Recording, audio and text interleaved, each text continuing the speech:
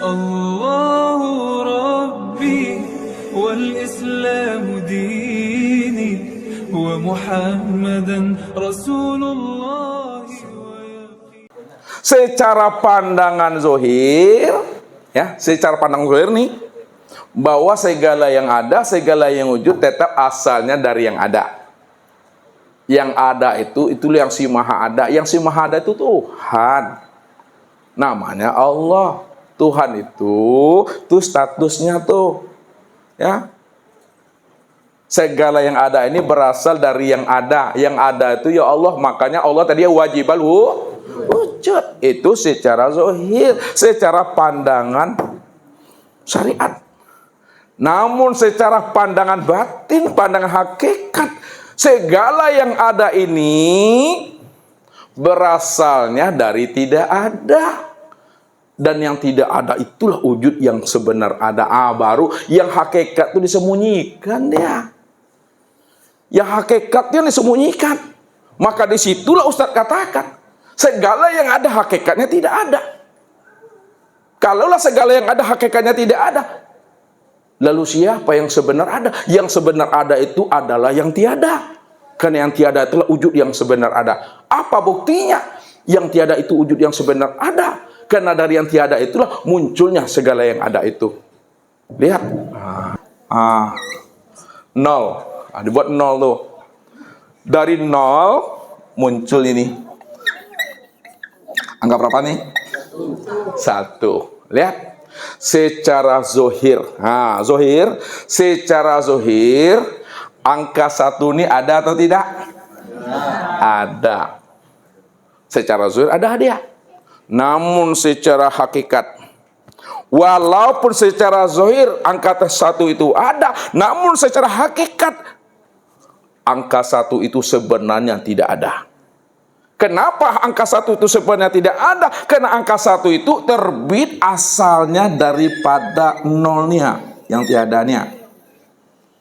Kalaulah angka 1 itu terbit mencurat dia dari nol nih, keluar dari nol itu, terbitnya dari nol itu, asalnya daripada nol itu, maka nol inilah wujud yang sebenar ada.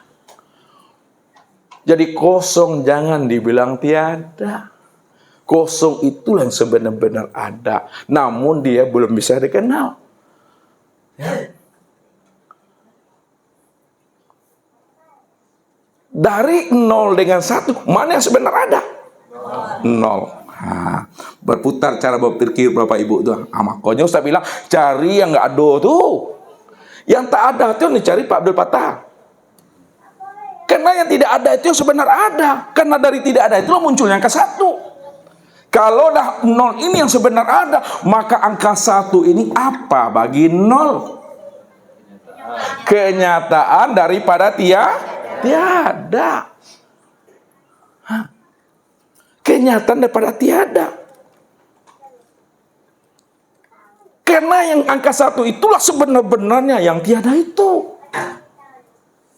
Jadi yang tiada itu jangan dicari lagi. Yang adoso lah yang diabian.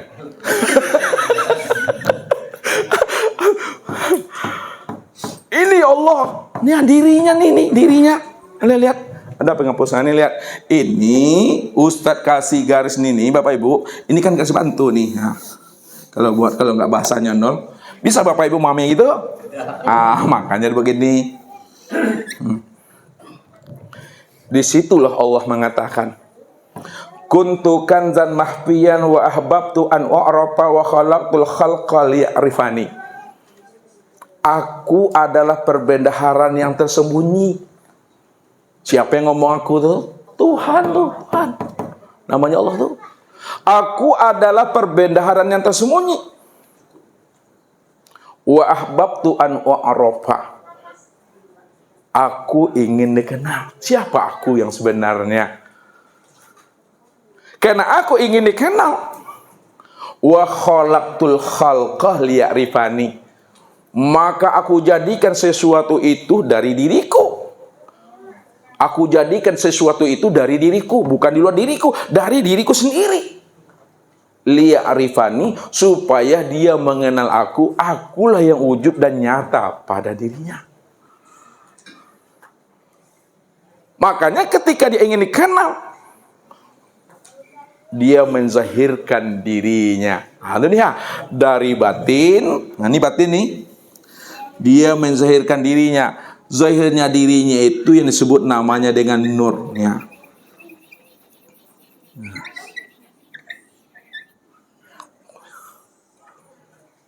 Zahirnya itu yang disebut namanya dengan nur. Karena nur itu asalnya daripada dirinya, dari Tuhan. Maka nur ini yang disebut namanya nur ilahi. Nur Tuhan. Karena nur itu tempat memandang diri Tuhan, maka disebutlah namanya itu dengan Nur Muhammad. Rupanya nur ilahi dengan Nur Muhammad itu satu juga orangnya, Bapak Ibu. Satu juga orangnya tuh. Istilahnya saja ya yang berbeda, penyebutannya saja yang berbeda. Ketika kapan disebut nur ilahi, ketika kapan disebut namanya Nur Muhammad. Padahal Nur Muhammad dan Nur ilahi itu satu juga orangnya itu. Ketika dia ingin dikenal, maka dia zahirnya berupa nur. Maka nur itulah kenyataan daripada yang batin. Kan itu bahasa tadi itu. Nih, lihat sini. Nah, yang batin ingin dikenal, lalu dia zahir. Nah, kalaulah yang batin ingin dikenal lalu dia zahir, maka yang zahir inilah kenyataan yang batin. Nah, ini dia nur tadi. Karena asalnya daripada Tuhan, asalnya daripada dirinya, maka disebutlah nur itu namanya nur ilahi, nur Tuhan. Karena nur ini tempat memandang wujud dirinya, maka disebutlah namanya Nur Muhammad. Itu maknanya. Masuk dia ke dalam lagi Bapak Ibu. Nah, lihat. Nih. Biar sini biar ada perbandingannya Bapak Ibu. Ini Tuhan nih, ini diri Tuhan. Ya. Nah. Ketika kita memahami ini yang Tuhan tuh, yang tidak bisa disebut tuh, yang nggak bisa dikenal tuh, ya. Dirinya ini, nih lihat, yang kosong nih, maksud Ustaznya yang kosong yang tiada nih, yang kosong nih, yang tiada itulah yang dirinya, dan yang tiada itu pula lah yang disebut wujud dirinya. Tidak ada bahasa nur di situ tuh. Yang tiada itu yang dirinya, yang tiada itu pula lah wujud dirinya. Itu yang Ustaz maksud kosong dalam ketiadaan. Jadi kosong dalam ketiadaan itu betul-betul tidak bisa disebut. Kalau disebut itu bukan dia, udah bersifat dia tuh. Maka disitulah dikatakan bahasanya Allah itu sifat namun tiada bersifat. Nah, dengar bahasa Ustaz lagi, baik-baik, agak tinggi sedikit. Allah itu, Allah ini sifat namun tiada bersifat. Tiada bersifat. Kenapa dikatakan Allah itu sifat namun tiada bersifat? Allah itu dikatakan sifat karena dia disebut. Karena dia diutarakan. Karena dia ada hurufnya, ada lapasnya, ada suaranya. Kalau dia berhuruf, bersuara, berlapas, dibunyikan, dia itu udah bersifat. Walaupun bersifat Bapak Ibu, karena dibunyikan, dilapaskan, namun hakikatnya tiada bersifat. Paham tuh? Kalau memang paham, Ustaz tanya dulu. Walaupun ibu yang ditunjuk sendiri, namun mewakili ibu-ibu yang lain. Kalau nggak dapat, nanti boleh yang lain. Kalau nggak juga dapat, tak boleh pulang ke Malaysia. Kapan Allah itu dikatakan tiada bersifat? Jawab Ibu. Kapan Allah itu dikatakan tiada bersifat? Halo Ibu, bantu. Bila dia tidak disebut. Alhamdulillah, dah boleh pulang Ibu nanti dah lah. Itu maknanya lah sautun wala harfun. Allah itu tak boleh disebut-sebut. Kalau disebut itu bukan Allah. Bersifat dia. Tak ada kata, tak ada suara. Anyang lah Bapak Ibu. Makanya nanti Bapak Ibu pulang sama-sama diam lah. Baru tidak bersifat dia. Ya. Ini Ustaz ulang lagi, ini dari awal. Nah, nih, lihat ya. Allah itu sifat namun tiada bersifat. Kenapa Allah itu dikatakan sifat namun tiada bersifat? Dia dikatakan sifat karena disebut. Karena butuh suara, butuh lafal, ya, butuh kata, butuh asma. Ketika dia butuh kata, butuh lafal, butuh suara, maka dikatakan dia bersifat. Walaupun dia bersifat, nah ini merasanya, nih makanya dinoi kita Ustaz. Walaupun Allah itu bersifat, namun dia tiada bersifat. Bisa dipahami itu? Ya, jadi dengan rasa ngambilnya Bapak Ibu, rasa tak bisa menipu tuh, ya kan? Rasa tak bisa nipu tuh. Nah. Lalu kapan Allah itu tiada bersifat? Nah, dijawab oleh Bu kita tadi ini ya. Terima kasih Bu, mewakili yang lain. Nah, jadi pulang nanti diam-diam aja lah. Jadi Allah itu dikatakan tiada bersifat ketika tak disebut lagi.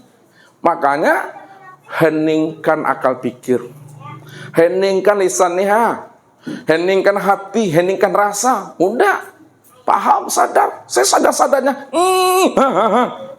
Nih dia tuh. Apa juga lagi?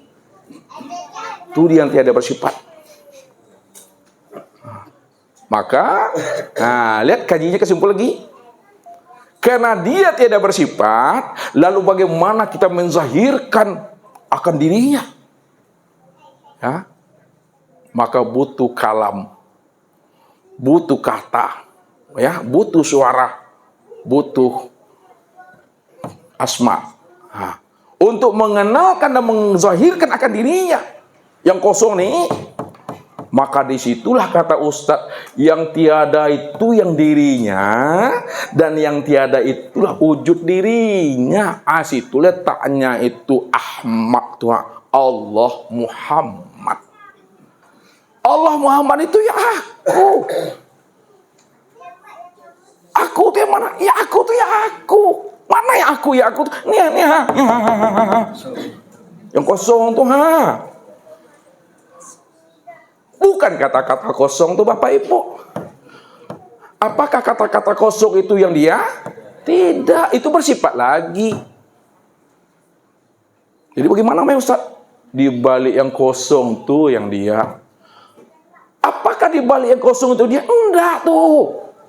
Allah itu di balik sebalik yang kosong itu.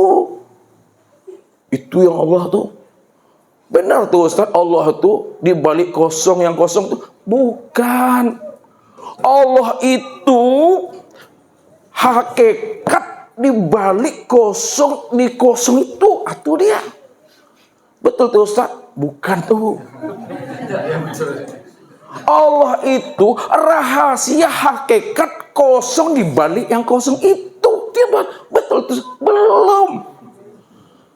Gila aku, tercengang-cengang aku. Makanya supaya tidak gila, jangan disebut aku. Kalau disebut aku, gila kamu nanti. Makanya ada orang memberi namanya anaknya Allah. Enggak. Kalau diberi anak Allah, namanya Allah, maka berilah awalnya itu Abdullah. Hamba Allah. Hamba Allah itu dalam bahasa syariat. Dan bahasa tarikatnya hamba Allah itu apa? Cermin Allah. Cermin Allah itu bahasa hakikatnya apa? Kenyataan Allah.